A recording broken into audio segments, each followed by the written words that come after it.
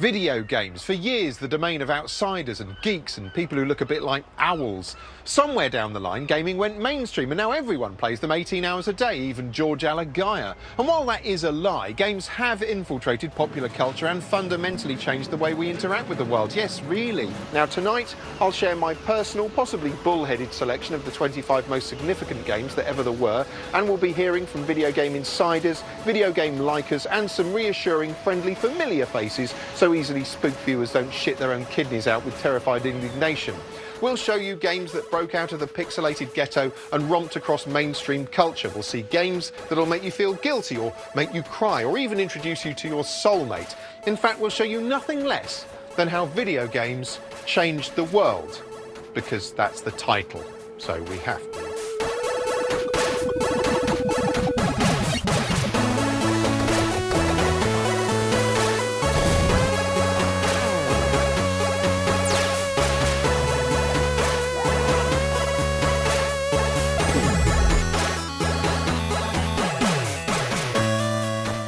Today, in 2013, games are almost as commonplace as shoes. Practically everyone plays them in some form. Even Bacon replicant David Cameron was reportedly addicted to the jolly food slash-em-up Fruit Ninja on the iPad. But games weren't always as graphically staggering, painstakingly realistic, or conceptually sophisticated as they tend to be today. No, they had to start somewhere. Gaming's big bang happened in 1972 with the release of a simple-looking tennis simulator, a game called Pong.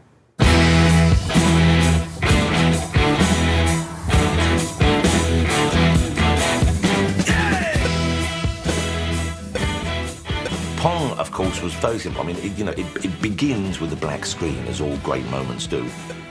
Meant to be kind of table tennis, but it was like a moving white bar that would go up and down, and you could bounce a ball from side to side. But it was so limited, so kind of basic in its function, and yet, curiously satisfying. Pong wasn't the first video game, but it was the first truly successful one, and it contains much of the same basic DNA as almost every game that followed. It was co-created by Atari founder Nolan Bushnell and programmer Alan Alcorn.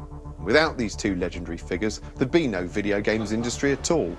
I had completed the design, and we said, well, it plays pretty good, let's put it in a box and see if anybody will play it. And all it had was the name Pong on it. There's no instructions, there's just a coin mech, and Nolan and I carried it over to Andy Cap's Tavern and put it on a barrel, and within a short time, within a week or so, the thing stopped working.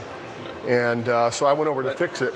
That became full of quarters. Yeah, I opened it up and the quarters just gushed out, filled my pockets with quarters, and came in the next day and said, Nolan, I think we got something's going on here. And we go, Pong was incredibly simple. I mean, everybody knows how to play ping pong. It was a very stylized version of ping pong on a TV. The controls were simple, just a knob each to move your paddle. There was also hidden depth. Atari allowed the ball to come off the bats in different angles depending on where you hit it, so it introduced this whole idea of skill and strategy, which is really, really important.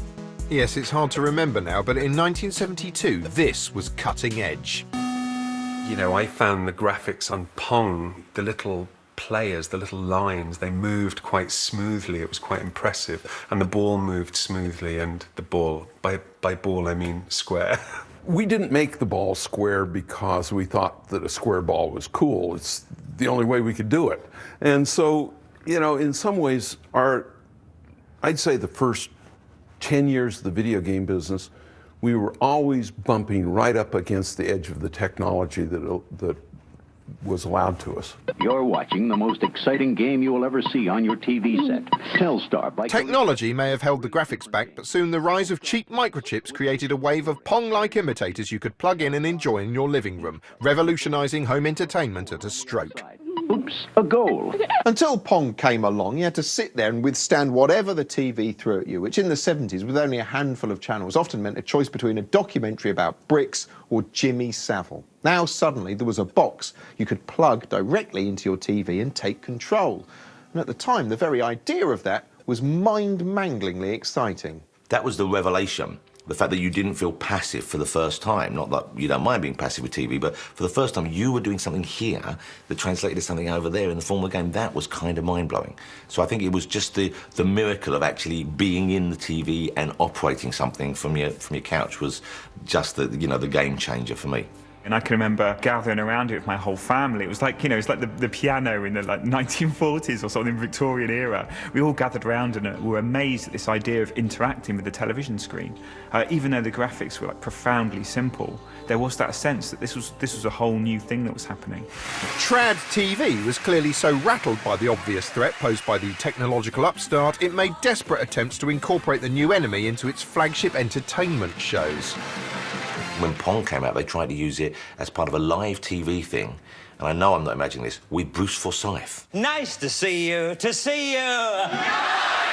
Well, what else could I say? Okay, Bruce Forsyth had jumped ship from BBC to ITV for a huge pay packet. It was a big story back then. And ITV gave him the whole of Saturday night.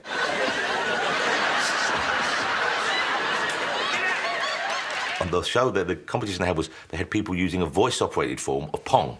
I know I've seen this. I know you're looking at me like I'm hallucinating, but I've seen this. Ladies and gentlemen, tennis.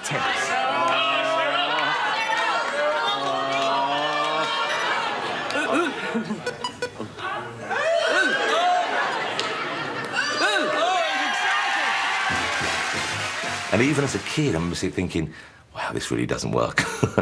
In the years following Pong, amusement arcades filled with coin-guzzling monoliths became a common sight. But in 1978, the success of one title catapulted gaming out of the dark and further into the mainstream.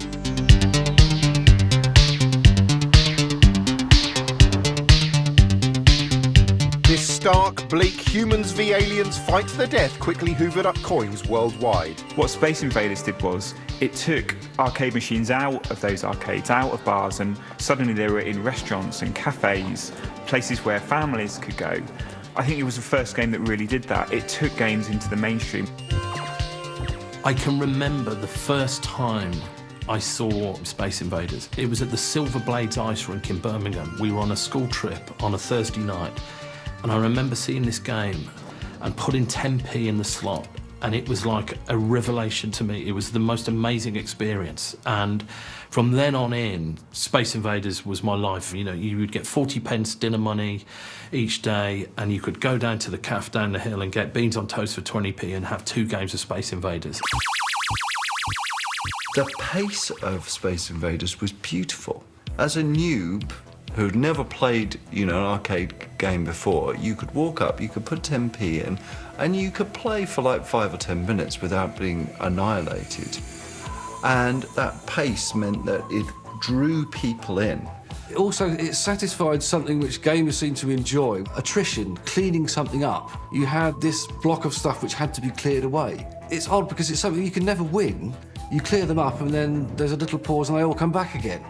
But somehow you want to keep on doing it. Mastering Space Invaders became an overriding obsession for many. This is one of the first published books by revered author Martin Amis. It's Invasion of the Space Invaders, a surprisingly in-depth collection of his arcade tips, with a foreword by Steven Spielberg. Martin Amis has since disavowed his involvement in the Space Invaders tips scene. And the game's appeal wasn't simply restricted to the nature of its challenge. The sheer experience was equally important. This was the first game to evoke a distinct mood and tone. The music sped up as soon as the aliens got closer to you, and it was like that excitement and that sort of, oh, you know, this is really responding to what I'm doing. It's like a heartbeat when the Space Invaders are coming down the screen. It's dum, dum, dum, dum. And it, you know, accentuates your own kind of tension, and it was perfect. It was very stylistic. You know, the shape of the alien, as soon as you saw it, you kind of understood it and it burnt into your mind.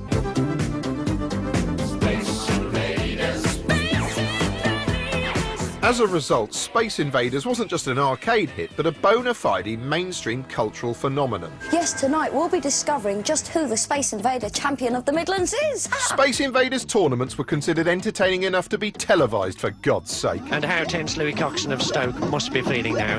And the world of cheerful children's animation also couldn't resist the pull of the global fad of the moment. Left a bit, steady, right a bit, fire!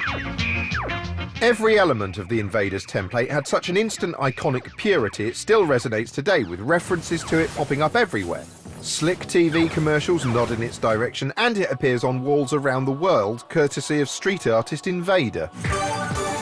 And Space Invaders still survives as a game, albeit in a remixed, reimagined modern form. Well, I was very honoured to be asked to do it. Working on Space Invaders, it's like being asked to, go on stage and play with Dave Gilmour out of Pink Floyd or something like that.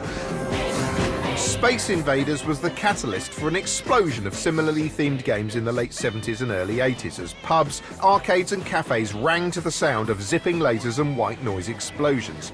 The primitive graphics of the day were ideally suited for depicting basic shapes competing for power in black space, but with this incessant focus on interstellar combat, games were in danger of becoming a chiefly male obsession. To gain wide acceptance once again, games would need to become less abstract. What they needed was some kind of likeable character.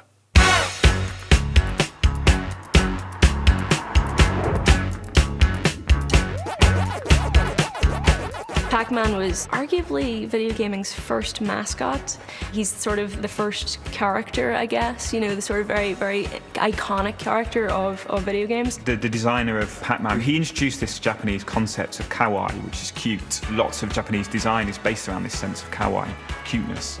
And so not only Pac-Man is very kawaii, very cute, but also so are the ghosts. And he did this because he wanted it to appeal to young girls and women as well as men. And in fact, he said in interviews since then, which sounds kind of sexist now, but he's thinking of how can I make it appeal to women? Oh, I know, women like food. So he was famously, he'd seen images of a pizza with a slice taken out, and he saw Pac-Man in that image. And Pac-Man does have a lot of character. I think the reason why everything went kind of Pac-Man crazy for a while was because he had a face. Even the ghosts, even the enemies had character and they had names. Inky, Blinky, Pinky and Clyde, they all had very distinct personalities, and they did their own thing in the maze. Pac-Man's rudimentary artificial intelligence also represented a breakthrough, tricking the player into thinking the ghosts were actually alive with their own personal traits. Blinky, the red ghost, was a fast, aggressive hunter. Inky, the blue one, was a dawdler. Pinky would anticipate where you were going and try and block you off, while Clyde, the orange one, was programmed to rapidly chase you until he got too close, at which point he'd dart back into a corner. This hidden layer of sophistication made the ghosts seem less like computerized drones and more like fallible living characters. But the Pac-Man ghosts I really liked, and the cherry, the idea of this floating cherry was cool, and the fact that it changed when it ate. I mean, all these things were kind of pretty major steps forward. This was the grammar of gaming being constructed before your very eyes. It was the first time people have thought, okay, well, why not do this? It was the first video game to actually feature cutscenes as well, because there were little humorous cutscenes with Pac-Man and the ghosts, before each level. You had Pac-Man being pursued by a ghost, and then Pac-Man getting a giant, he'd turn around and chase the ghost off the other way, and one of the ghosts would get his little robe caught, and a bit would come out, and you'd see his pink leg sticking out from underneath. It introduced a gentle element of humour to gameplay, which I think helped broaden its appeal. Likeable characters are big business, and Pac-Man was no exception. Pac-Man, instantly after it came out, it was so enormously popular, we started seeing Pac-Man t-shirts, Pac-Man lunchboxes, there was a Pac-Man cartoon. Pac-Man soon became a staple of the cheesy American Saturday morning cartoon slot, winning his own goofy series as well as some irritating commercials. Now, Pac-Man isn't just a game you play, it's a crispy corn cereal that's coming your way. Shot, delicious! For a time, no quintessentially 80s commercial was complete without a whorish cameo from the circular pill freak. Pac-Man was on stuff. There was a Pac-Man board game as well. It was terrible, like a terrible board game, but with a big plastic Pac-Man that would go about gobbling up pellets and stuff. And even there was the kind of weird knockoff stuff as well. Like, how do you badly draw a Pac-Man, you know what I mean? But a badly drawn Pac-Man. And that's an impressive thing when you see some merchandise and you go, that Pac-Man doesn't even look like Pac-Man. And that's when you know something's really caught on in a big way. In the wake of Pac-Man's success, games began to resemble living cartoons, bright, cheerful worlds packed with non-threatening characters. A golden age entertainingly celebrated earlier this year in Pixar's charmingly evocative film Wreck-It Ralph. My name's Wreck-It Ralph. I'm gonna wreck it! Ralph, you are a bad guy, but this does not mean you're a bad guy. I don't want to be the bad guy anymore. So far, so twee. But that was about to change. The USA and Japan had ruled gaming's roost, but now the British were coming, and we weren't interested in some cute yellow bauble running around a maze gobbling dots. We were bringing something else with us. We were bringing anarchy.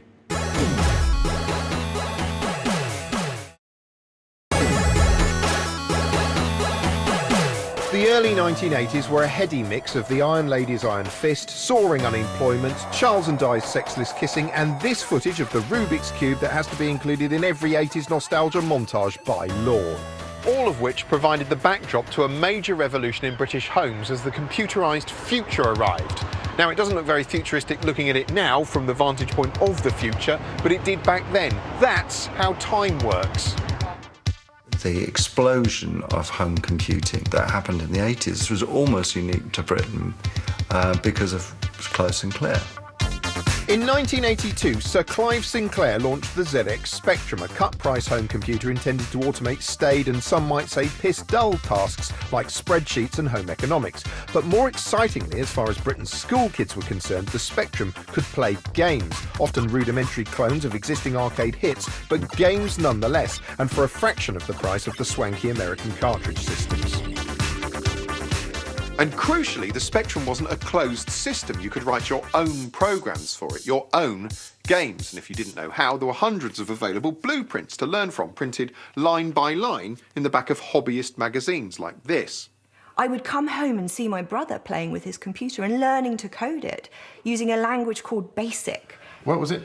Say, what did you write? 10. Say, fuck. 20, go to 10. And then we go, fuck. That was my coding. That's my coding career. It spawned a sort of a huge explosion in creativity where some brilliant people were coding in their bedrooms.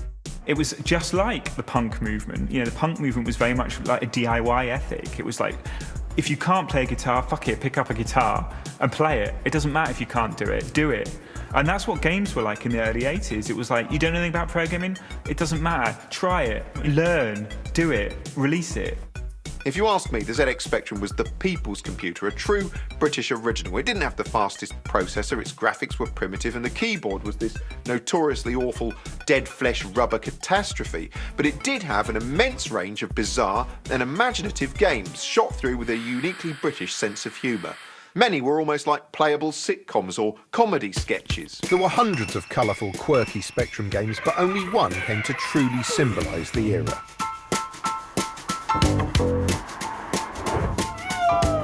I mean, the first thing that you're struck with Manic Miner is the hideous tune of the beginning. It's a sort of aural assault. It's disgusting. And the colours as well, it was so garish, but there was something really kind of charming and mysterious about it. What's fascinating to me now about Manic Miner is just the excitement of the rooms and how many rooms there were.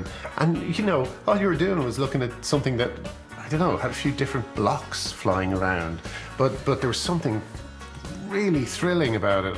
What made this landmark game all the more unusual was that it was written in just 6 weeks by a 17-year-old called Matthew Smith. Every single Spectrum owner in Britain had that game. That's how good it was. It's absolutely chock full of humour. The game is very much Matthew Smith. The guy's a legend, and rightly so, and Manic Miner is his signature. Manic Miner makes it onto our list for being the quintessential Spectrum game, an idiosyncratic, peculiarly British homebrew classic still celebrated today in clever, fan-created homages on the internet. The Spectrum's chief rival was the all-American Commodore 64, a more powerful and altogether more confident system marketed with the emphasis on fun in impossibly wonderful advertisements. Are you keeping up with the Commodore? 'Cause the Commodore is keeping up with you. Commodore games had slicker graphics and far superior sound, and as well as its slew of American imports, it still had room for oddball British titles. One of the games that I remember most fondly and that I'm most pleased to have been involved with was my old game Hover Bother, primarily because that was a collaboration in design with me and my dad. It's another one of these silly British comedy games that just arose one morning when we were sitting in a place where there was somebody mowing a lawn outside, and we just started tossing back and forth this idea of a comedic game where somebody could be mowing a lawn and there could be a dog which gets in the way. And it was all very Terry and June, you know. But it ended up being a really fun little game. But it wasn't all rosy in the British gaming garden. It wasn't like a club, no. Commodore and Spectrum owners didn't like each other at all. Long before Blur versus Oasis or any of those hideous media inventions of fake clashes, the Commodore versus Spectrum debate was a civil war, a geek civil war, whose repercussions can still be felt to this day. Because the Spectrum was British, you know, it was kind of the local favourite and all that, but you always knew, tell me, you always knew, didn't you? You always knew that you had the lesser machine. Essentially, you'd be driving your Triumph, and that's great, and then we'd pull up in a Cadillac, which is essentially what the Commodore 64 was, with its big clacky keys. Shift, run, stop, loads and plays. Still, despite their rivalries, Spectrum and Commodore owners could unite on one key issue, and that was that the owners of the third system, the BBC Micro, very much the liberal Democrats of the computer world, they were dicks. The BBC Micro was a chunky middle-class computer created for the BBC's Computer Literacy Project, a jolly well-meaning attempt to get Britain coding, courtesy of jolly well-meaning but not notably sexy edutainment shows like Making the Most of the Micro. I've got here a listing of the programme that I've taken off the printer, and it's a reasonably sized programme for a microcomputer. Little wonder the computer itself had a bit of an image problem. The BBC was for people who were a bit posh, because that was quite an expensive machine. So if you were BBC, you were a bit posh. I was a BBC Micro guy. The squidgy keyboard Spectrum, I mean, yeah, I just laughed at it. Square it may well have been, but the BBC was soon blessed with a killer app of its own, a game that didn't just promise you the world, but handed you an entire universe, then let you do what you wanted in it. A game called Elite.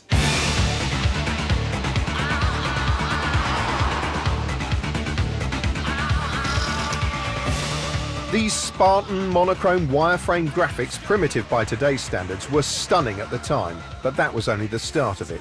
Elite came out in 1984, and it was really a groundbreaking game on so many levels. It was impossibly big. You know, what Elite did was it simulated the entire universe. It wasn't, you know, it didn't do anything by halves. Elite was made by two incredibly intelligent university students called Ian Bell and David Braben. And technologically, it was a massive, massive achievement because you got these enormous galaxies into 32K, which you couldn't even open a Word document with that now. That game almost feels like it fell through a time hole from 20 years in the future. Like, it shouldn't have existed back then, both technologically and also in terms of what they were trying to achieve in creating a living 3D world. Elite wasn't just a technical marvel, but a conceptual one. Until then, almost every game told you, the player, what to do. There were rules, and you had to follow them, punching buttons like a lab rat. Elite jettisoned the rulebook into space and let you get on with absolutely anything. It was the first what we would call a sandbox game or an open world game. You can play the game in any way you want. It's not linear anymore. Suddenly you are given a playing environment and you can choose to do mission A first or mission D first. You can also choose not to do any missions. You can just go out there and explore if you want to. Suddenly you could really control your entertainment experience in ways that were never possible before. The fantasy of exploring a limitless galaxy is a seductive one, hence the success of memorable exercises in wish fulfillment such as the camp but lovable Star Trek, or the rambling, picaresque shenanigans of space-hopping hobo Doctor Who. Those interstellar bumbags had all the fun. Now, thanks to Elite, you could explore the universe like Kirk or the Doctor. But unlike them, you didn't have a deep space travel card, no. You had to pay your way by trading goods. And the quickest way to earn big money was to trade illegal stuff, like slaves or narcotics, just like Doctor Who doesn't. Massive bastards could even turn to piracy, blowing up other ships and stealing their cargo. I'd always seen Elite as, imagine the sort of 17th, 18th, 19th century of sailing ships going across the Atlantic, trading all sorts of goods.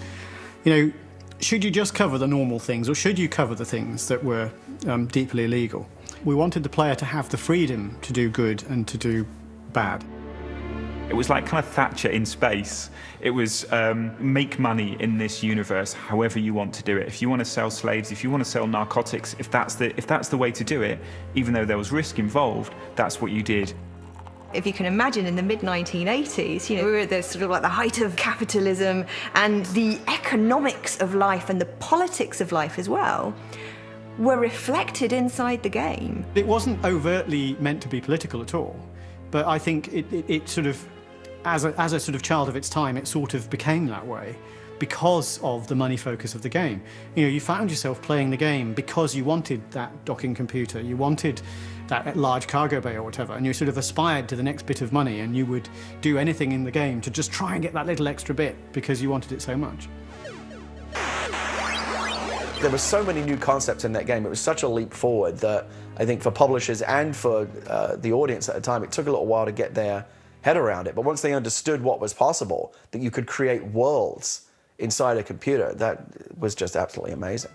Elite gave birth to an entire genre of open-world sandbox games in which the player is largely free to create their own narrative, the most famous example being the gleefully anarchic and morally wonky Grand Theft Auto, which we'll return to later. So, Britain had enjoyed a mini renaissance of early gaming, but the rest of the world wasn't just sitting around, giving up and going... Thousands of miles away, somewhere terrifyingly foreign, a boffin was working on a game so nightmarishly addictive it would soon enslave all of mankind and destroy the world as we knew it. Kind of. You'll have to watch the next part to see if I've oversold that.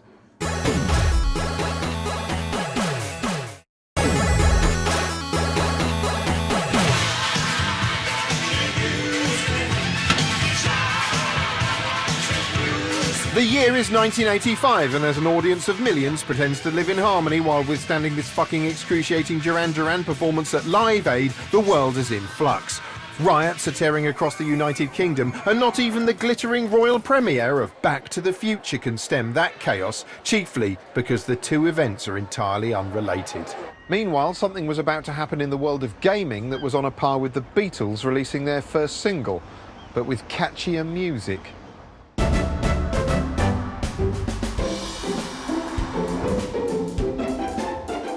When Mario first appeared as the protagonist in the challenging Donkey Kong, he was known only as Jumpman. A few years later, he popped up in the somewhat bare-boned platformer Mario Brothers, but it wasn't until 1985 and the release of Super Mario Brothers that he became an instantly recognisable icon. Super Mario Brothers is a side-scrolling platform game where basically you have to run from left to right, going up ladders, down pipes, jumping on monsters, collecting gold coins. He's just a masterpiece of minimalist design, because you get his personality from just this tiny bit of information. His design actually came from the limitations of the console at the time. You know, it was blue overalls, the red cap, the moustache, all of which came about because, you know, they couldn't really render anything more complex than that. So it was red, white, blue and black for a moustache. It was as simple as that. You know, it was born of necessity. That's why it's curious that he's become the kind of iconic brand character that he is now. Mario just means games to me, if I'm being honest. Always friendly, always beautiful to play, like always beautiful to play. Has never really failed. And I think that Mario just represents all the right stuff in gaming, all that pure kind of fun stuff, the essence is all there in Mario. Again, it's this idea of complexity hidden behind simplicity. So Super Mario games look simple, they look beautiful, they look like they're for everybody, and they are, but they're also really, really difficult games, you know.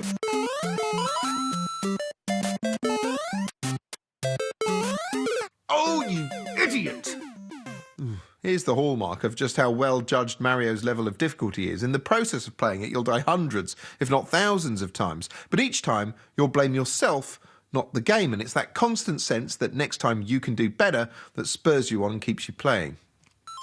In fact, the Mario platforming format is so compelling it appeals to absolutely everyone, from the under-5s to the under-fatwas.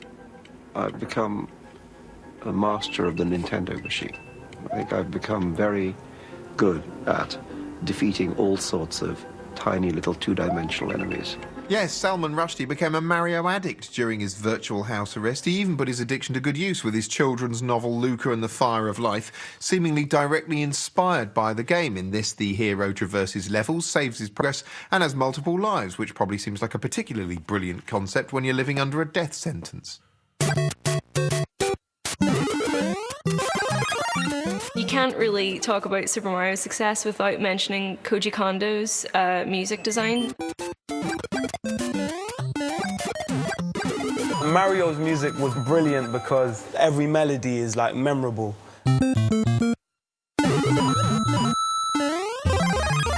There's so many of them. Ba ba ba ba ba ba. Da da da da da da. Da da da da da da da da da da da. That's the sickest one, I think. I swear, any rapper would just be like, that's the best rap beat ever. Labyrinth, come in. I think video games have influenced my whole reason for wanting to make the music I make. You know, that kind of 8-bit energy, 16-bit energy. It's kind of inspired especially a lot of the earlier stuff that I made with Tiny massively. It just had a very important effect on the way I think about music and see music and get inspired with music as well. Mario was created by Shigeru Miyamoto, seen here winning a BAFTA in celebratory scenes. No other game designer has ever been able to replicate the just sheer joy of exploration and childhood wonder like Shigeru Miyamoto. People talk about Miyamoto as the Spielberg of game design, and he very much is. He's a man who creates wonder on the screen like no one else. In fact, Miyamoto isn't just the Spielberg, but the Walt Disney of games, responsible for an unprecedented number of treats, including the beautifully designed and widely beloved Zelda series. Unlike many video game mascots, which tend to be a Crash Bandicoot in the pan, Miyamoto's creations have endured largely because the games they appear in tend to be very well made. Mario in particular has become almost a kite mark of quality. If you've grown up with Mario, then he's part of your life, and so there are now parents who want their children to experience Super Mario and have the excitement and joy of problem solving and winning games that they did with the Mario characters, and it's a joy to watch my children sort of enjoying it. Back on Earth in 1989, the Berlin Wall fell, marking the end of the Cold War in the Eastern Bloc. And these weren't the only tumbling blocks and falling bricks the Soviets had to contend with.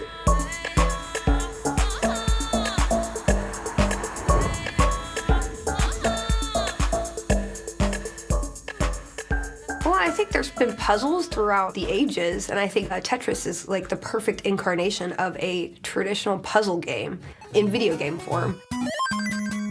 Everybody is familiar with putting puzzle pieces together, and it just combined that with reflexes, and that was kind of like the perfect melding of two worlds, like sports and puzzles. When video games started out, they were things that anyone could play, stuff like Pac-Man, Donkey Kong. They were things that literally anybody could understand. Tetris is just like that. Games had gotten more complicated, but Tetris was fit shapes together. The minute you learn how to play Tetris, you've already succeeded at it. And there's not many games you can say that about. The minute you learn, oh, this block goes here, oh, this fits in here, oh, then that fits in here, that goes boom, and you've already succeeded right away. The minute you learn it, you're winning at it. And I think that's the magic of Tetris. That's what makes it completely compelling right for the start. It's just a design that's so perfect that every single game designer who looks at that thinks, I really wish I could have made that. It's so simple, but so beautiful. Tetris's straightforward design was largely a result of the way it was created. Computer engineer Alexei Pajitnov wrote it on the defiantly and non-gamesy Soviet and utilitarian Electronica 60 terminal. It was pretty much at the dying embers of the Cold War. It was one of the first products that moved from east to west, and interestingly, he never actually made any money out of it until very, very recently, because it was effectively owned by the Russian government. Tetris was perhaps the first game that was compelling to the point of being addictive. While playing, you were dimly aware that some kind of irrational appeal had completely gripped your mind. It was like a sickness, like absolutely like a sickness, because it was a constant, can I do this? I can do it, I've won. Can I do this? I've won, I've won, I've won, I've won, I've won. Panic, panic, panic, and then eventually you would lose, but there was always, success was always just a couple of button presses away. It was always a couple of button presses away, so it was just a constant reward. There's a concept called flow in video game playing, and in fact it happens outside of video game play as well, and it's where a person will be completely immersed and engaged in the task at hand, and everything else just disappears and falls to the wayside. Years ago, the repetitive nature of knitting was quite often used to help people with low-level mental health issues, low-level depression, and Tetris is a similar kind of environment to that. If you handed me Tetris right now, I would play it for an hour, happily. Tetris, for me, was a hugely significant game because it was the first game I ever got on my Game Boy, which was basically your conduit to life and entertainment as a child. Bundling Tetris with every Game Boy was a masterstroke. Here was an addiction you could carry around with you for a cheeky hit now and then, just like cigarettes, but a bit less deathy. I dread to think how many, bus stops and train stops were missed because of it. But, it was that sort of thing. You could just take it out in your pocket and play it whenever you had, any moment of downtime. And that's something we're still seeing today with mobile phones. Its lineage leads to things like Angry Birds. The whole kind of casual mobile scene pretty much had its ancestry in the likes of Tetris. Even as the Russians were chalking up their first big hit with Tetris, meanwhile on our side of the Iron Curtain, Hollywood was starting to get seriously involved in the games industry. Games were being created by the people who brought you Star Wars. Star Wars. What was interesting straight away about the LucasArts studio was that obviously it was under the umbrella of Lucasfilm, George Lucas's company, so it was the first connection between film and games. LucasArts started, and it had a mandate to stay small and not lose any money and to be the best, I think were the three slogans they had. And also, don't use Star Wars. George wanted this new company to stand on its own legs. Early LucasArts efforts were action games, which, while technically cutting edge, didn't have much of an impact. What these games were missing was a coherent story, something you'd think Hollywood would excel at. The first attempts at computerised interactive fiction, such as Zork here, consisted of nothing but text on a screen, a kind of playable novella you'd navigated through by typing in instructions like go north and get lamp. This Spectrum adaptation of The Hobbit added crude graphics to the sea of text, not quite Peter Jackson. It wasn't until LucasArts turned the genre into a point-and-click cartoon that interactive storytelling came of age. When anyone asks me what my favourite video game is, it's not your Grand Theft Autos, it's not your Call of Duties, it's Monkey Island.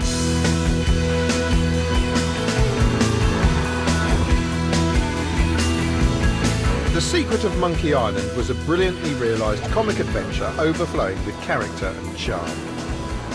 What I loved about the Monkey Island series was the fact that they were a little bit romantic at times. The main character, the protagonist, was a guy by the name of Guybrush Threepwood, this wannabe pirate who just really didn't have it in him. He didn't have the guts, he didn't have the nous to become this famous pirate that he'd always wanted to be. We had Elaine Marley, the love interest in the piece. She was funny, the script was excellent. The main antagonist, the main baddie, a ghost pirate by the name of LeChuck. And I love that character so much. I've actually got a tattoo on my leg of the man himself.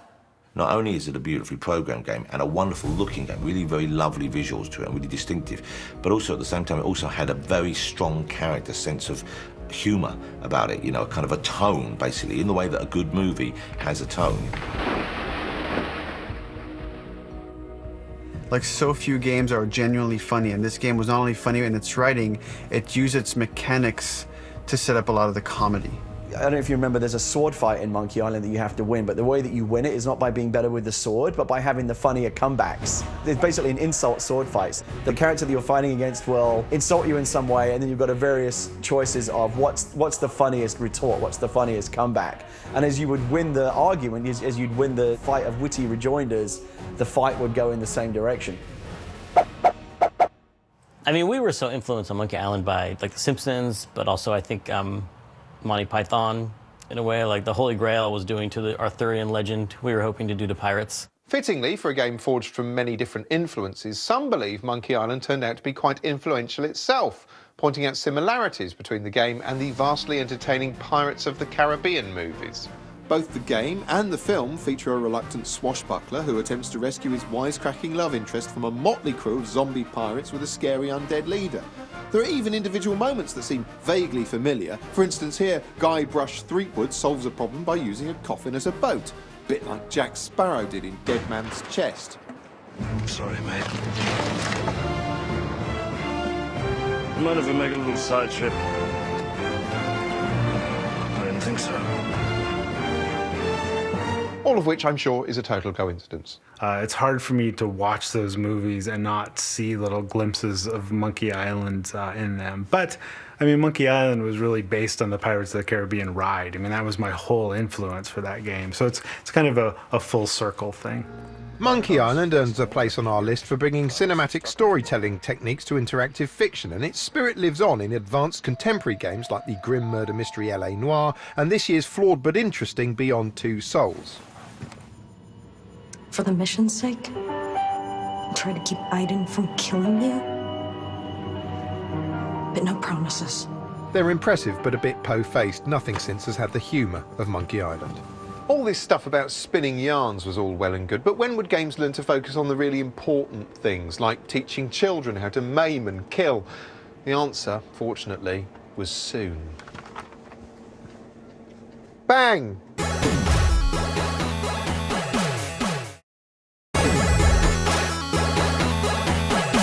The early 90s were brimming with firsts. The first President Bush was gleefully waging the first Gulf War, the first McDonald's opened in Russia, and something called the World Wide Web became publicly accessible for the first time. Popular youth culture, meanwhile, was entranced by slackerdom and the grunge scene, as detailed on gaudy entertainment shows like The Word. But there was also a new wave of cultural icons hailing from Japan, whose specialist subject on Mastermind would have been kicking the shit out of each other.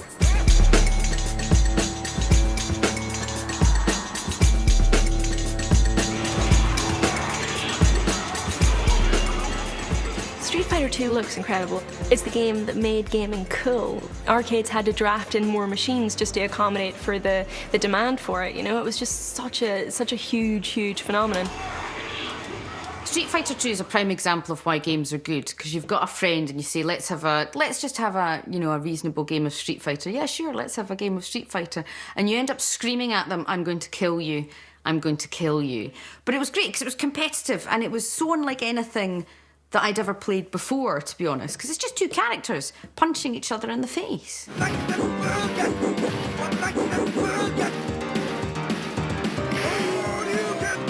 It was definitely competitive, especially when you play with bad winners. I call them bad winners because while they're knocking you the hell out, they're just like, yeah, bam, take that, and you're just getting totally trashed up. There have always been head-to-head games. Pong was a head-to-head game, but they tended to be simple tests of reflexes until Street Fighter 2 came along. This too was a test of reflexes, but also, crucially, a test of memory, agility and strategy. Now, unless you know what's going on, it looks fairly mindless, but it's actually far more complex than it appears. I think the key thing about Street Fighter 2 was that it popularised the idea of kind of complexity in the control systems. It was one of the first games to introduce the idea of special moves, so each one of the very colourful characters had their own way of fighting. To perform, say, Ryu's Rising Dragon Fist, your fingers have to perform quite a complex dance on the controller. You have to memorise and then perform this move at lightning speed, which makes it a bit like mastering a musical instrument. Someone playing Street Fighter 2 is making hundreds of strategic decisions at lightning speed. It's basically scissors, paper, stone, but on a bewilderingly complex scale. People who are playing Street Fighter 2 now, it's still really competitive, and they're doing frame-by-frame analysis of where the vulnerable windows are and like when you can use which attack and what blocks what and what doesn't block what, and it's just crazy. That's why it's so satisfying when you win. You aren't simply thumping someone in the face, you're outwitting and outperforming them while thumping them in the face. Street Fighter 2 influenced a whole raft of other beat-em-ups of growing complexity, such as the phenomenal Tekken series, which, as you can see, became increasingly more violent. Still, at least no one's ever inspired to actually do that kind of thing in real life as a consequence of playing the game. And I remember when I was a kid, my brothers made me fight with another kid. It was just like a little kind of spar with another young kid that was my age. Everybody thought I was going to lose, and I actually used Tekken moves to win. It was so dumb, but I actually won with my dodgy little Eddie Gordo and Paul moves. My missus still laughs at me about that. Like, I remember my brother saying it around the table, and I was like, oh shit, I actually did it. That's how much I was into Tekken. It's so wrong. Oh, well, at least they're just kicking and punching each other. It's not like games are full of people running around shooting guns. By 1993, there had been a few games in which you shoot people with guns from a first-person perspective, like the fun Nazi-culling excursion Wolfenstein 3D, but it was the release of our next game that truly cemented their place in history.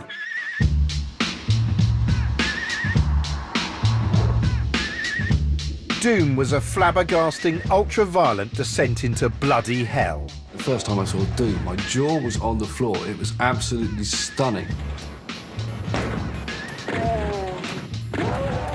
Doom was one of the big holy shit moments in games history. I remember I'd been working at PC Gamer for about a year when that had come out, and we were experienced video game people. We all did that for a living, and Doom was one of those moments where the first time we saw it, we were like, "What is this?"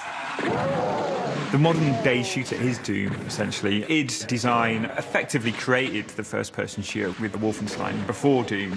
Doom popularised it because it was the perfect implementation, I think, at that time, of the idea of seeing of you inhabiting the character and the camera view being your view of the world. In fact, this groundbreaking first-person viewpoint was actually a happy accident. The reason why we made the games first-person when we started was because it took less processor time to actually not draw a character in front of you. So the game can go faster because of it. There was something very, how can I describe it? Lonely about Doom. I know it's not a shock for some people to imagine computer game players as being lonely. But Doom was one of those games I used to dream about, there was a feeling of real isolation to it, and I found that quite powerful at times. Isolation is scary. Doom was scary, very scary, honestly.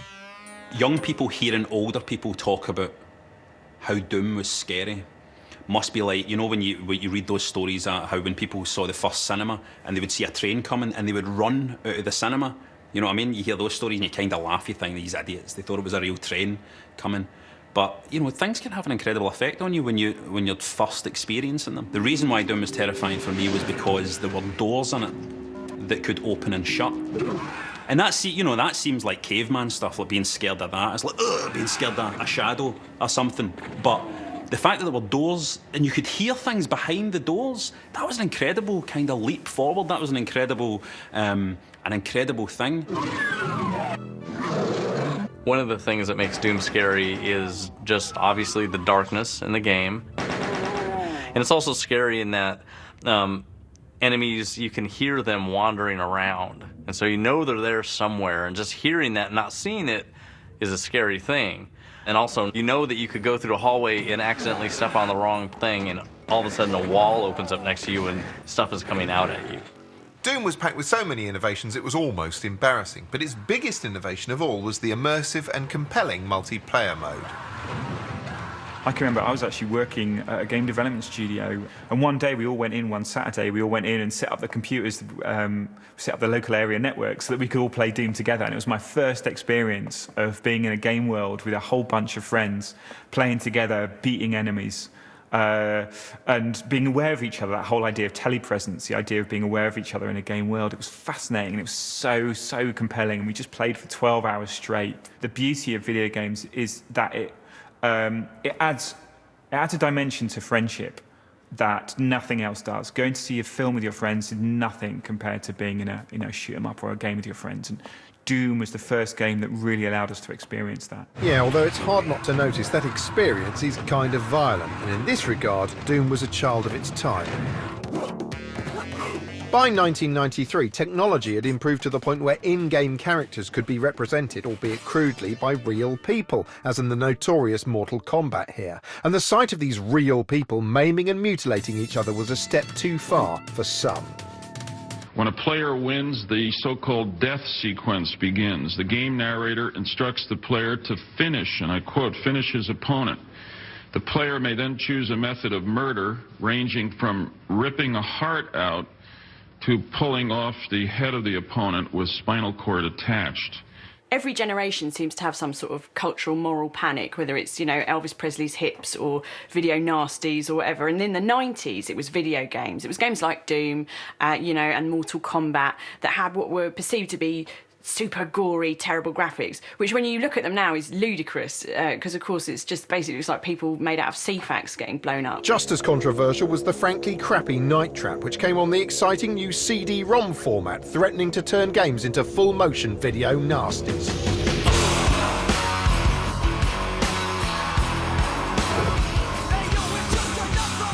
Prior teenage girls have disappeared after spending the night at the old Lakeshore Winery house of Mr. and Mrs. Victor Martin. It's like a television programme in a lot of ways. And the purpose is you're part of a crack team that's protecting some girls on a slumber party. So the gameplay is basically clicking on CCTV cameras and setting traps for these kind of vampire things that are coming in.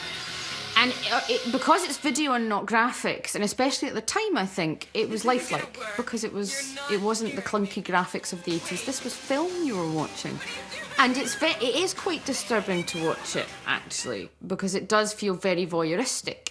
I understand why it was controversial, because even today, if you made a game today where the concept was spying on, college girls in their lingerie via various security cameras and kind of stalking them around this house, that would be very controversial now. Back then, I can understand why people had the reaction that they did. It has been quite a leap from Pac-Man to Night Trap. Night Trap, which, just to be clear, was a deeply shit game, was such a hot potato it featured heavily in a US Senate hearing on video game violence, which led to Toys R Us taking it off the shelves. Mortal Kombat and Night Trap are not the kind of gifts that responsible parents give. Night Trap, which adds a new dimension of violence specifically targeted against women, is especially repugnant. Significantly, it led to the creation of the US video game rating system, a voluntary code designed to alert parents to content that might be unsuitable for their disgusting children. This had a twofold effect. On the one hand, the games industry was aware it was being watched, but on the other hand, the introduction of ratings meant games could now be conceived and marketed explicitly as not for children. Suddenly, developers had a green light to pursue nasty games for nasty adults, leading to further controversy with the death-packed pedestrian splattering Carmageddon being briefly banned in the UK in 1997, and the MP-alarming Grand Theft Auto making its debut that same year. Lots of people at that time, moral campaigners, were trying to link video game violence with real-life violence, and we saw this later on with the Columbine tragedy, which lots of people tried to suggest that the two kids that were involved in this were heavy games players. Every time there is any sort of violent act in the news, it's always reported like, and the shooter was a big fan of, Grand Theft Auto or Call of Duty. And it's like, well, that's because he's an 18 to 35-year-old man. That's probably why he's a fan of that game, not because he's a psychopath.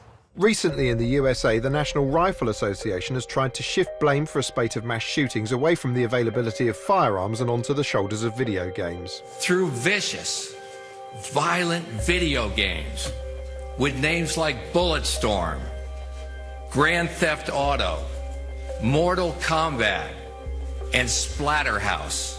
Ironically, the NRA makes some crude target shooting and varmint hunting games of their own. Furthermore, not everyone is convinced of a link between violent games and violent behaviour. I think there might be violent people that play these video games, but I don't think these video games turn you into violent people. We should move on. We should talk about some of the positive aspects of video games, or some of the genuine challenges we can make to the industry, like where are the positive female role models in games. But, if we carry on with this debate, it amazes me that it's lasted for so long. Dedicated gamers tend to reflexively scoff at any suggestion games might be too violent, but it's clear that even the most hardcore splatter movies don't dwell on biological destruction to quite the same gleeful degree as many games do. Increasing graphical fidelity means the debate will intensify as the portrayal of violence does. It's easy to laugh at the low-tech depiction of death in the early Mortal Kombat games, but the recent Mortal Kombat 9 features extreme and upsetting imagery that would be almost entirely unthinkable in most other mediums.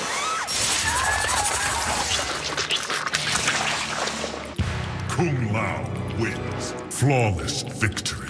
Despite scenes that shocking, Mortal Kombat 9 failed to generate any real controversy, but then many games still fly somehow under the cultural radar and consequently aren't called upon to justify themselves.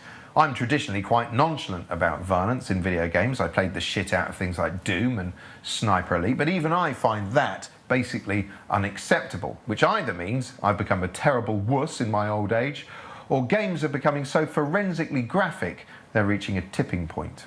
Some games have a more mature and responsible attitude to depicting violence than others. Some are outright irresponsible. Others, I think, do it in a much more mature and responsible way. And so I don't think there's anything inherently bad about expressing or exploring the subject of violence in video games, just as there is in any medium. But certainly there is violence in the real world. There's going to be violence in any artistic reflection of the real world, and video games are no different. And when women in games aren't being gruesomely sawn in half, they're often being simplified, patronised and objectified. You'll never be a match for me. But the games industry's treatment of what I tactfully won't refer to as the titted gender was about to be challenged, as we'll see after this break.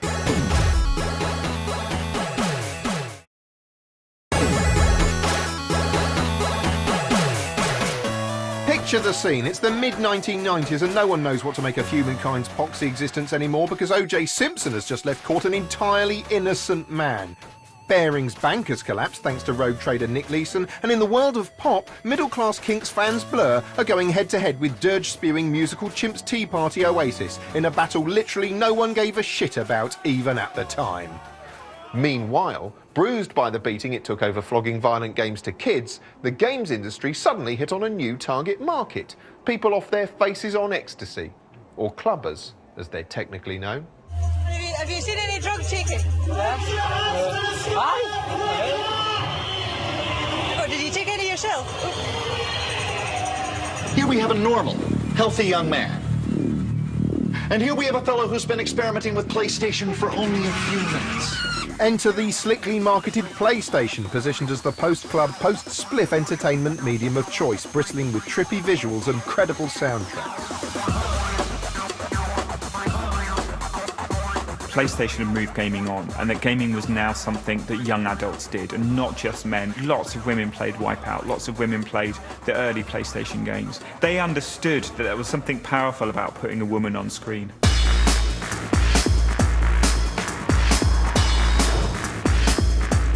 Tomb Raider was the first game that I became obsessed with.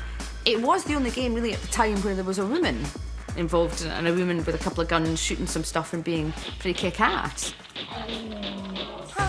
Partly inspired by the gutsy female image of singer Nena Cherry and post-punk toon feminist Tank Girl, Tomb Raider's Lara Croft earns a place on our list for being gaming's first true female icon.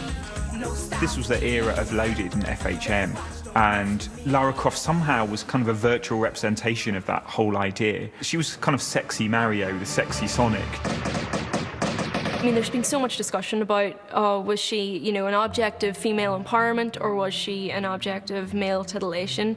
When I was, 10 years old playing that game, that didn't matter to me. All I saw was a woman where previously I'd only seen a man, and that was huge for me. Having ruled the late 90s, brightening up trendy magazine covers and appearing in irreverent soft drinks ads, the 2000s would be less kind to Lara despite, or perhaps because, of being portrayed by the equally unrealistic Angelina Jolie in a pair of noisy but not very good Hollywood action flicks. Stop! But then in 2013, Tomb Raider was rebooted and reimagined with an increased emphasis on story and Lara's character. I'd finally set out to make my mark, to find adventure. Another key difference, this time the lead writer was female. I didn't really like the way that she'd been adopted by the wider media and somewhat over-sexualised, and I felt that as a younger female gamer I was sort of being pushed away from the franchise. And so when I took on the role of helping develop this new younger Lara, I really thought about what myself as a gamer when I first started out would have liked and what the younger me would have responded well to.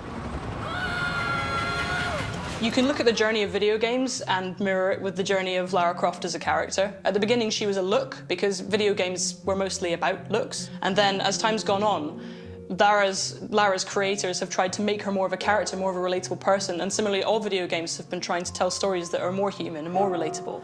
The new Tomb Raider reboot feeds into that. What you've got there is a character who was once an avatar and is now becoming a person.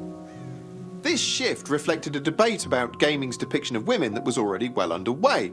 In many ways, games still seem psychologically lodged somewhere around 1978, full of eye-candy dolly birds without much to say for themselves, and the voices questioning this have been growing ever louder.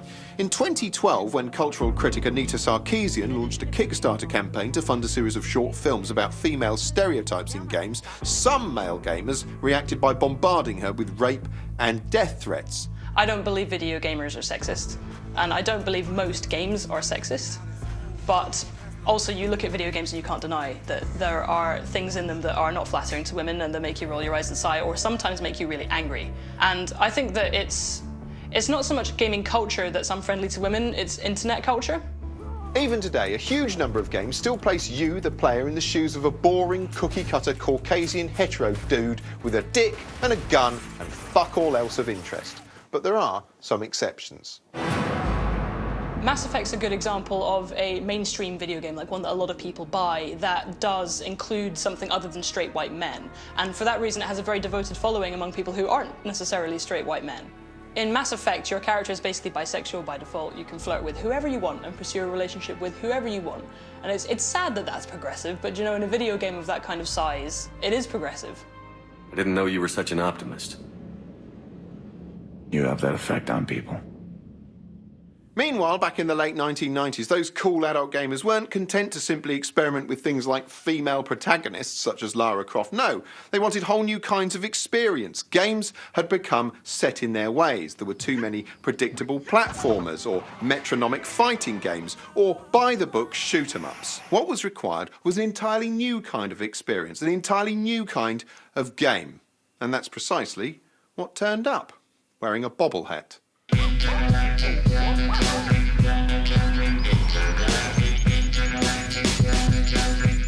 Parappa the Rapper is a game about a musical dog who learns the value of self-belief by rapping with a kung fu onion, and while you just press buttons along with the beat. Kick, punch, punch.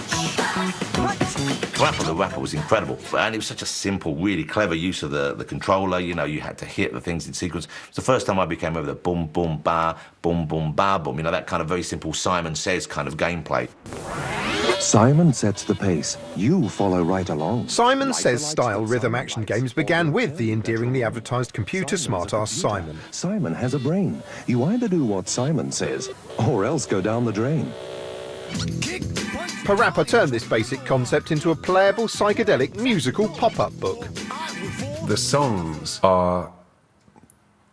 they're so catchy and insane. I'll never dream it would be like these. I am the #1 ruler of the 7 seas. The skunk over here will bring you luck. The skunk over here will bring you luck. I often listen to the Onion Man song, Kick, punch, block. Kick, punch, block. or the driving school one. Check and turn the signals to the left. Check and turn the signals to the left. There's the one where they're all waiting to go to the toilet. The toilet over there will bring you luck. So get up, I got no time to spare. There's the driving school one. Did I say that already? Yeah. Parappa the Rapper was appealing because it made people like me who have absolutely no musical ability whatsoever feel like they did. that was a big part of its appeal, the fact that you were pressing buttons in time. There's no musical talent in that whatsoever, but you felt like there was. Parappa the Rapper led to games like Guitar Hero, in which you use a simplified push-button guitar to play along to recognisable hits from big-name acts. Later games added far more realistic instruments, meaning players were genuinely improving their skills, however old they were or weren't, as you can see from this charming footage. The very latest rhythm games have taken this to its logical conclusion. You now connect a real guitar directly to your console. In fact, they're not marketed as games anymore, but bona fide musical education tools. Not a bad legacy for a cartoon dog in a hat, although Parappa himself has been largely forgotten, relegated to appearing alongside 50 Cent as a pop culture reference in subversive comedy shows. Kicking and punching and blocking, blocking and kicking all night. Turn around! Blocking and kicking and turn around. We'll be punching everything inside. Parappa, you never returned my phone calls, so now eat bullets and lick my balls! It's a rarity talking about games on TV. TV doesn't often do games, and one of the key reasons for that is that TV commissioners believe no one wants to watch other people playing them, which is a valid point. I mean, picture two dweebs playing some baffling point-and-click strategy game. It's not like anyone's going to, I don't know, pack out a stadium to see that. This illuminating documentary footage depicts emotional South Korean fans watching their idols in action. And who are their idols? These guys, shit-hot StarCraft players. The Koreans are quite into StarCraft.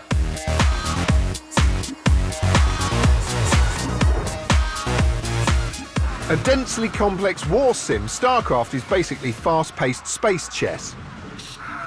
StarCraft is a real-time strategy game of building up a base and sending off soldiers to kill people, but at a pace that will take whole years off your life. StarCraft is really interesting in that it has emerged as the first sort of competitive sport of gaming. If you look at a country like Korea, for example, StarCraft is effectively the national sport. I mean, there are cable television channels dedicated to StarCraft. The key StarCraft pro players in Korea are superstars. They have fans, they have a screaming adulation. As you can see, it invokes unparalleled excitement amongst commentators. I think for a lot of people, they just enjoy watching people that are good at things, you know what I mean? I mean, it's almost like watching like virtuoso piano playing and stuff when you watch some of these guys playing StarCraft and the fingers are a blur when they're playing it, and it's kind of fascinating. Never mind fascinating, the Korean audience finds the game shout-out-loud shitifying.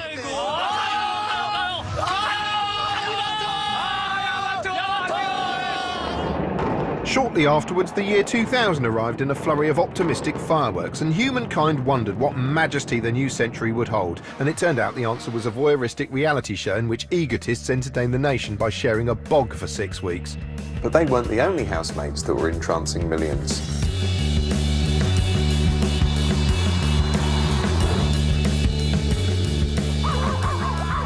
The Sims, in some sense, is kind of a life simulator where you create little people, personalities. They then live their lives in the game. You can create houses for them, they can get jobs, they can fall in love, they can have kids.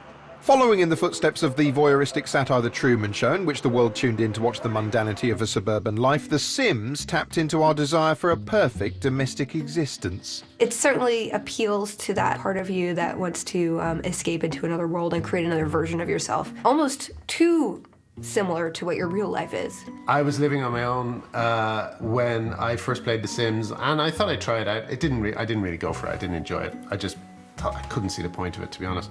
But I was playing it, and it was in the very early stages of the game when you just buy a flat. And I noticed there were all these little green patches on the floor and the sound of flies near the green patches. I was like, what the hell are these? And I realized that as the game progressed, more of these would build up. I thought, well, how do I get rid of them? This is annoying. And then I figured it out, that it was waste paper bins. You put waste paper bins in each room, and then those little green things stopped appearing. And I was playing the game, and I thought, maybe I should put waste paper bins in my flat. The Sims wasn't just idle play, it was stressful. You had to micromanage every aspect of your Sims' existence, from how many bins they had to how often they went to the toilet. You had to eat healthily, exercise loads, and generally behave if you wanted a good life, and that good life was rigidly defined as a well-paid job, a smiling partner, and a tidy house full of possessions. Maintaining all of that became increasingly difficult. It took the American suburban dream and turned it into an endless point-and-click pain in the arse. It was actually meant to be a satire of US culture, and I think most people didn't get that. And the promise of the game, really, in The Sims, is that you have all these objects, and each one has like little ratings. You know, the couch will improve your comfort this much. But each one of these objects becomes kind of a ticking time bomb. They can break, they can, catch on fire, they can become dysfunctional. And you find that these objects that you're buying to basically make your sim happy are now making your sim miserable. But even though The Sims' roots lay in satirising consumerism, it soon became a capitalist cash cow itself, with a barrage of distinctly unironic branded spin-off packs you had to pay for. I don't think The Sims will ever be as popular again as it was when it first released, and I think the reason why is because we are The Sims now, really. Each other are The Sims.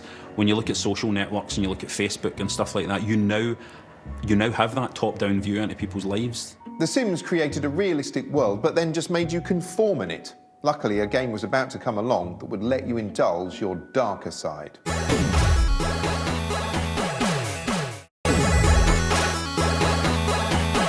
On September the 11th, 2001, millions feared the world was about to slide into chaos. Weeks later, a video game consisting almost entirely of nihilistic urban anarchy ushered in a new age of morally blank freedom for gamers.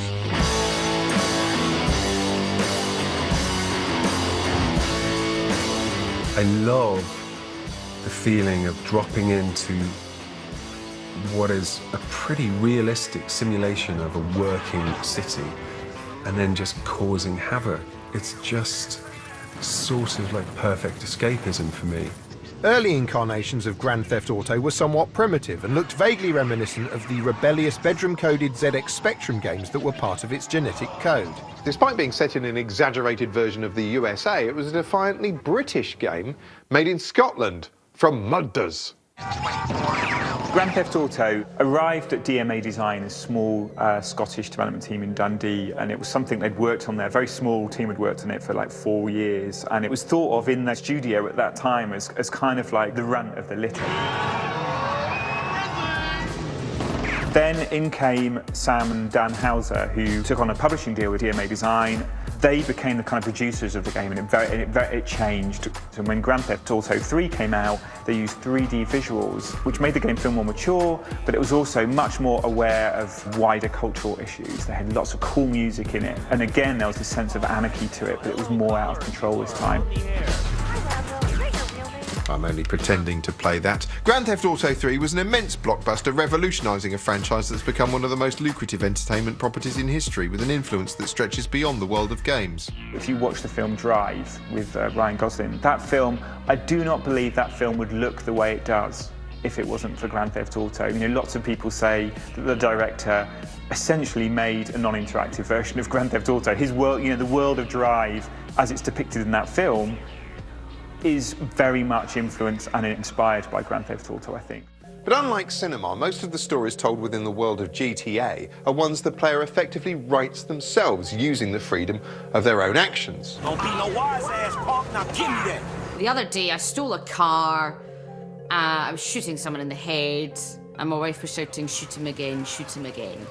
Now, we're two very peaceable, cat-loving ladies from Glasgow.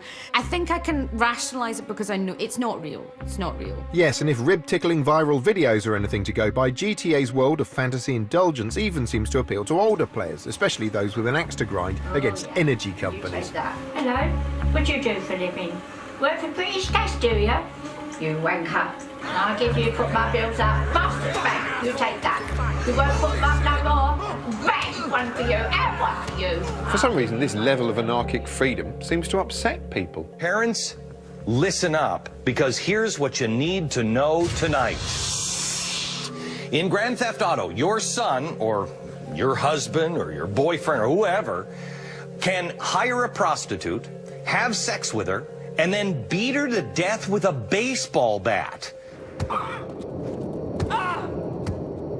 Well, GTA is the gift that keeps on giving for tabloids. I mean, Parliament debates it, there are motions tabled in the House of Commons on it, there are endless commentators who judge it to sort of be something linked to the devil. If you're a parent and you allow your son or daughter to watch this, even if they're beyond 18 years old, you're a lousy parent, in my opinion. It is the definitive moral panic game.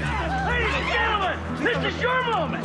Please don't make me ruin all the great work your plastic surgeons have been doing. Grand Theft Auto is pretty much the Frankie Boyle of the gaming world, really. It's controversial, Scottish, nihilistic, hard to defend in The Guardian, and to what end? Well, because it just wants to make you laugh, of course. Yeah, shut it, pal.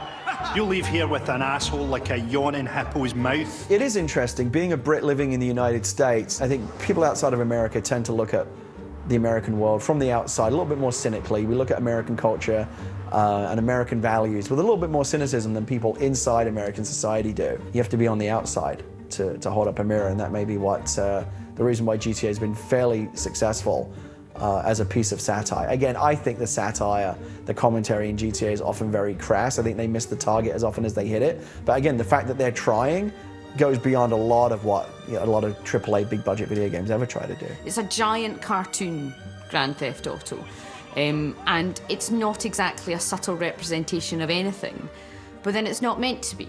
If you want a subtle representation of something else, read a lovely book by Jane Austen. Grand Theft Auto is all about causing mayhem and not giving a fig about the consequences, but increasingly some games are prompting players to consider the repercussions of their actions, and they do it with surprising grace.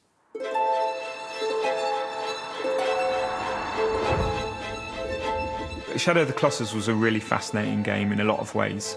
It was a really meditative game. You played a character who lived in a fantasy world whose mission was to rescue a princess, which is a very basic video game setup. Your job in the game is to bring down these huge creatures. It's like 7 huge boss battles where the bosses are not only monsters but so big that they're almost a landscape in themselves. And gradually, as the game goes on, your feelings as you bring down these monsters become more and more complicated. Because every time you killed one of these creatures, you realize you just killed something magnificent, something large, like larger than life, this beautiful, majestic animal, and you just slaughtered it for some unknown reason. And every time you did one of those things, your character design slowly morphed and became darker and darker, and you realize you are the villain of this world. Shadow of the Colossus was significant because it helped forge a new way of looking at games, one in which the player could no longer be entirely certain they were the hero. It also influenced recent indie titles like Papers, Please, which, despite its basic appearance, is a complex game that causes the player increasing discomfort. Papers, Please is a game where you're a customs officer working on a fictional border of a made-up country, and you have to check everyone's paperwork to see whether or not they can come into the country. All the mechanics is like someone approaches kind of the checkpoint and hands you their papers. And they might ask you to let them in. They have family, there's someone that's starving inside, or they're trying to bring somebody to them. But your job is just to check, are their papers forged? Do they have all their papers? And then whether to allow them to get in or reject them. You quickly realise you've got to be a bit evil. If you don't make the quota every day for stamping enough people through, you don't get enough money to feed your wife and kids. And it's the sort of game that you play it, and you realise why people do bad things. It puts you into a position where you slide and you go, all right, well, just one person. Then before you know it, you're completely corrupt. And you never really noticed it happening. Through those mechanics, you feel a feeling that's so unique to gaming. You feel guilt. And a movie can't make you feel guilty, a book can't make you feel guilty, but here's like, I'm making an action and someone can curse me because of it, and I feel guilty. And it's kind of brilliant in that way. Games excel at making you stand in other people's shoes, not just the shoes of corrupt Eastern European officials, but creatures so phantasmagorical, so beyond our imaginations, they don't even need shoes. Imagine that. You can't.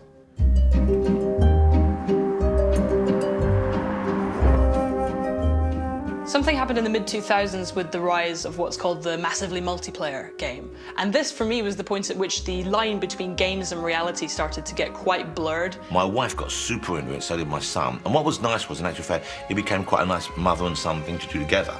You know, it was very interesting. You know, they would go on raids together. You know, where else can a woman, a grown woman, who's mothered several children and written several hit movies, go out with their son, skin some animals, kill a troll, okay, win some gold, and still see a lovely bit of scenery in a lovely new mythical city? Nowhere. The problem with a game this seductive is it can also be quite addictive. Regularly, I would play for 14 hours straight.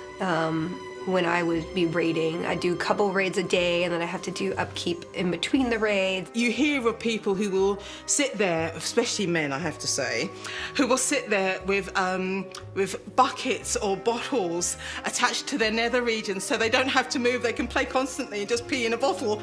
The cliched image of World of Warcraft players as addicted, shut-in husks neglecting their own lives was memorably satirised in this South Park episode. Man, bathroom! What, hon? Bathroom! Bathroom! Oh, that's a big boy, isn't he? Yeah, and never mind World of Warcraft, that is the tragedy of all games, isn't it? The way they steal you away from the real world where all the normal people live and encourage you to stay indoors. Gaming's just such a sad, sedentary pursuit, isn't it? It's totally unlike, say, the way you're sitting there in a darkened room passively watching me say this. Box sets are the silver bullet in this. Everyone who complains to you about playing Far Cry 3 for 30 hours has sat you far more of that in terms of Games of Thrones or Breaking Bad, all of which was a pretty sedentary activity, right? And no one down on box sets. No one's going, oh, these are appalling. These are box sets that are making our children fat. So that's always been the one I want slam. Have you watched a box set recently? Well, of course I have, because I have watched Der Klugenfergen, the new Scandinavian murder thing. How is that different to playing Grand Theft Auto 5? Yes, you may learn the word or two of Danish as it goes along, but it's exactly the same experience. In fact, it's more passive. At least my thumbs are getting a workout. Never mind a workout for your thumbs, what about your other fingers? Early video games were simple. And so therefore, anybody could sort of pick them up and figure out what to do. Then there were overlays upon overlays upon overlays of complexity to where if you picked up a PS3 controller, it looked a little bit like the cockpit of a 747. The minute you went to a one-button gesture thing, it empowered a whole bunch of new gamers. And that was really the power of it.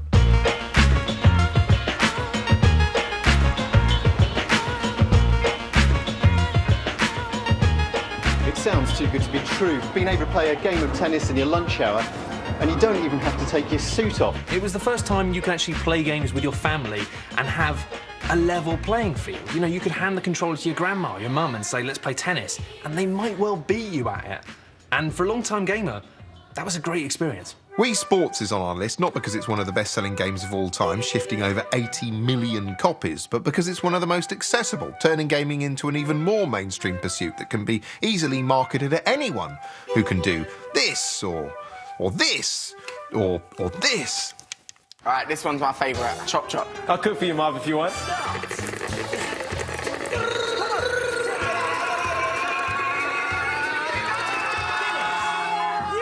After the spectacular coming of the Wii was the Microsoft Xbox Kinect, which did away with the controller and instead watched you with its beady camera eye and judged your every action like Orwell's Big Brother, but fun. The new incarnation of the Xbox comes bundled with this more advanced, bulkier version of the Kinect, which can now analyse your heartbeat and facial expression. Gesture technology has now dribbled out of gaming and into other everyday gizmos like smartphones and even televisions, which now routinely require you to wave at them like some kind of peasant, as we can see from this unsettling advert. And the gaming world hasn't finished invading your life just because it's taught you to perform a few gestures like some kind of gibbon. No, as we'll see, it's after nothing less than your soul.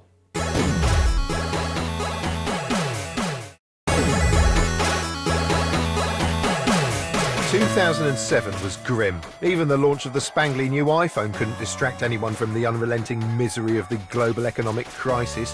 What could you do for cheap escapism? The cinema was full of crappy threequels and a new Transformers movie, so that was out. And thanks to the smoking ban, pubs now stank of sweat and arse gas. Fortunately, there was one form of entertainment that still delivered, and it chiefly delivered by letting you shoot people in the face.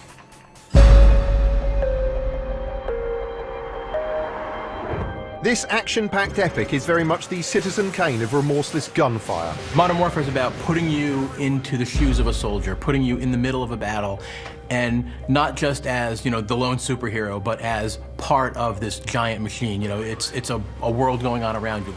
The Call of Duty franchise is impeccably produced and fun to play, but also so brutal, many find it hard to stomach. For my money, the most disturbing mission in Modern Warfare is Death from Above, a mission which puts you in an AC-130 gunship and puts a kind of grainy film over the cameras. You're looking down and shooting at targets you can't even recognize. It's the only mission in Modern Warfare that could be photorealistic because the real-life footage we see on the news from AC-130s is grainy. And it's tremendously disturbing because you can't make out what these figures are. It could almost be a statement, but it's not. It's just there so you can have fun, and that's very dark. Every Call of Duty game seems to have its banner moment, which is almost deliberately conceived. Oh, this will be the level that will get us all the headlines in the Daily Mail and, you know, the Sun, and these are the things that people will complain about. I think that's a little bit cynical. The game's success also lends the debate about violence an interesting new kink. Many of the guns it features are real-world weapons licensed with the manufacturer's full consent. It's a kind of grim product placement, which means the game doubles as a shop window for future gun owners, albeit inadvertently. Trouble is, some of its more fanatical fans are the very last people you'd want owning guns. Or even rocks, to be honest. Fucking come out of there, bitch! Oh my god! Fucking lightweight marathon, you think you're fucking good? Get the fuck out!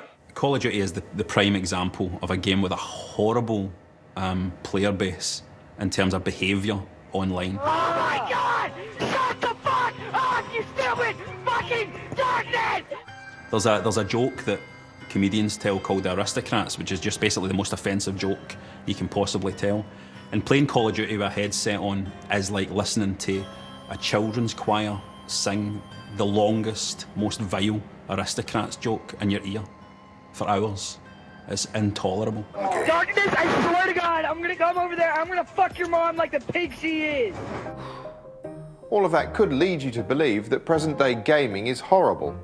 Not necessarily. Video games are in an amazing place right now because you've got these giant blockbuster games that are like giant Hollywood movies, and then you've also got the equivalent of the independent film scene.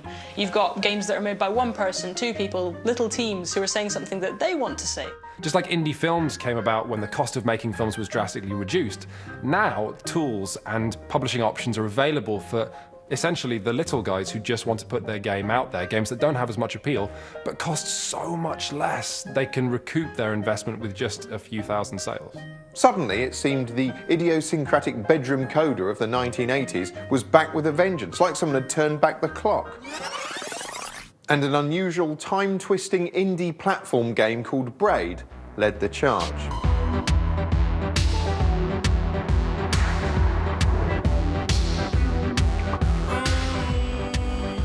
Braid is it's a puzzle platformer. It was created by Jonathan Blow. On the surface, it's all about a guy, Tim, trying to rescue a princess from a horrible monster. When you first pick it up, yeah, I'm just playing a platform game. But then going into kind of the fourth dimension of playing with concepts of time and reversing and speeding up and manipulating time in a way that took something that looked familiar and completely reinventing it. One aesthetic thing I didn't like about it was the main character just didn't care for the little guy. He looked like a sort of squashed Hugh Grant. You know, that's just my taste. You know, I'm not a fan of miniaturized Hugh Grants. Braid is almost a game that's kind of too smart for its own good. Almost, I kind of feel like it's a game you admire. But I definitely remember reaching a point where I was like, I'm not really having fun anymore. And that's fine. That's absolutely fine, because I think for indie games, they have to explore what a game is. Braid earns a place on our list for proving indie games could sell, paving the way for other individual and experimental titles. Braid was swiftly followed then by Limbo, which again was a beautifully stylized, very emotionally wrenching story of a small boy walking through kind of ethereal landscape.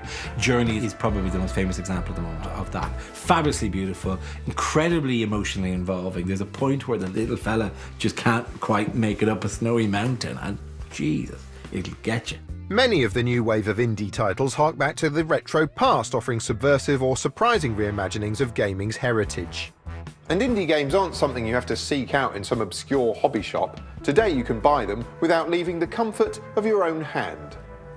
There's this whole line of video game genealogy that starts off with the arcades and moves through the Game Boy and stuff like Tetris and Mario and ends up with modern arcade-like mobile games like Candy Crush and Angry Birds. Games started off as something that everybody played, and now they're, again, something that everybody plays.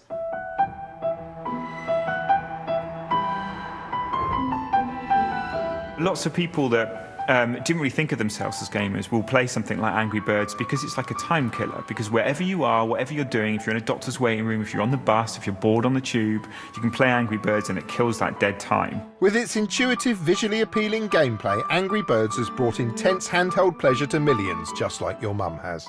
Angry Birds is a nice enough game. I don't think it's the best game in the world, but I mean, certainly it deserves to be a success. Whether it deserves to absolutely rule the entire universe to the exception of anything else, I really don't know. Well, even yesterday when I was going to buy my train tickets to come down here, I looked over at the ticket clerk's phone that was lying next to the ticket window. Angry Birds. It's just everywhere. Like Pac-Man way back yonder, Angry Birds has become an unstoppable kiddie-wink merchandising phenomenon, with branded goods, cartoon shows, theme park rides and all. But Angry Birds isn't the only indie game to have built an empire. Our next game is, if anything, an even more impressive achievement.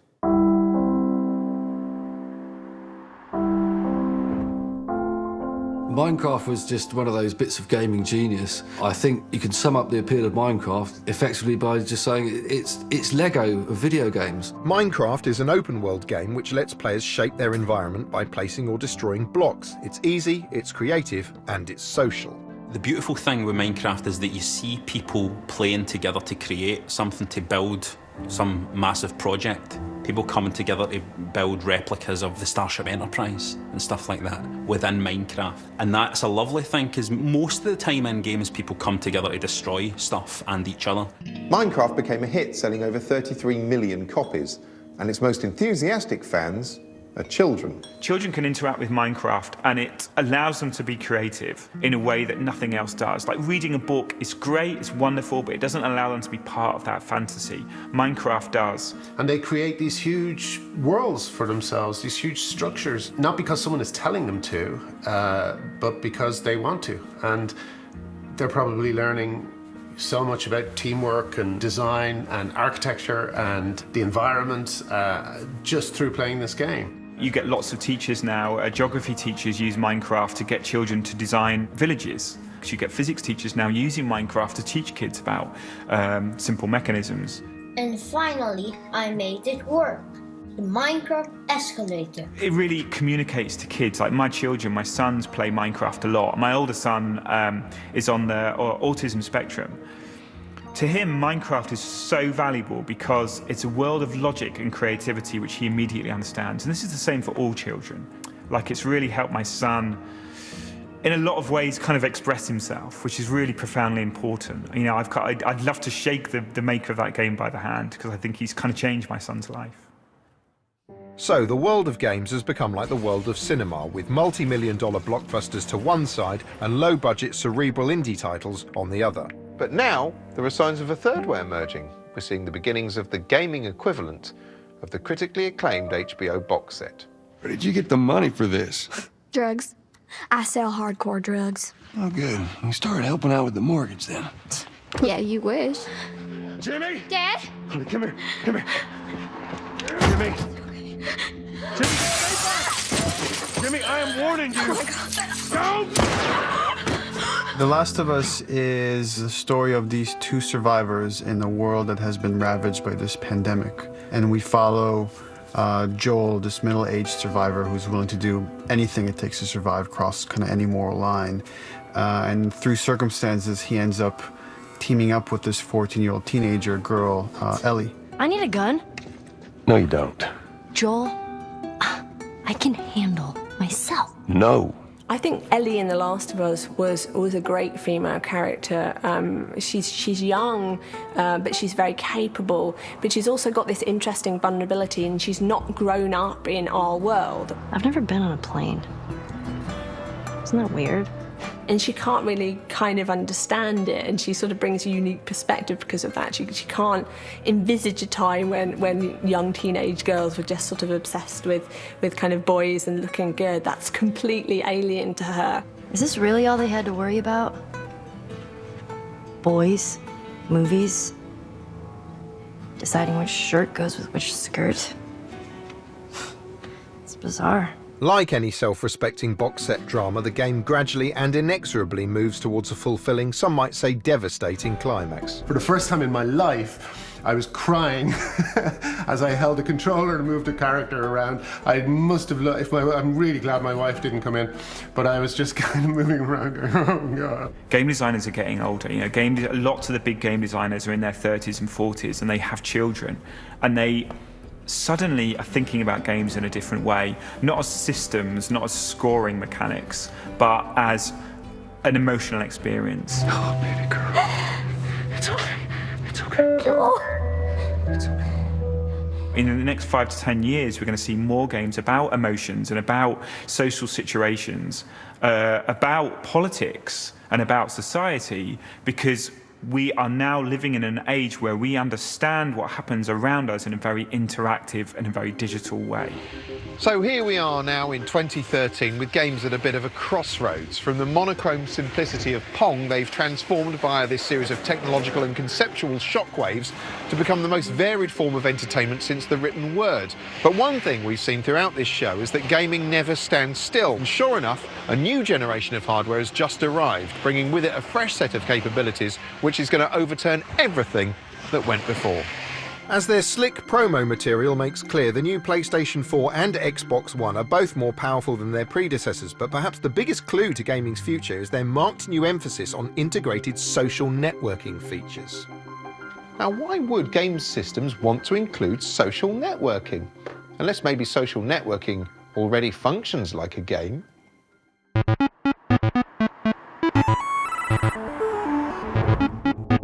Twitter is a massively multiplayer online game in which you choose an interesting avatar and then role-play a persona loosely based on your own, attempting to accrue followers by repeatedly pressing lettered buttons to form interesting sentences. The biggest way in which video games have affected our world, for me, is the increasing gamification of real life. Stuff like Twitter is a game. It's about, small achievements adding up to bigger ones.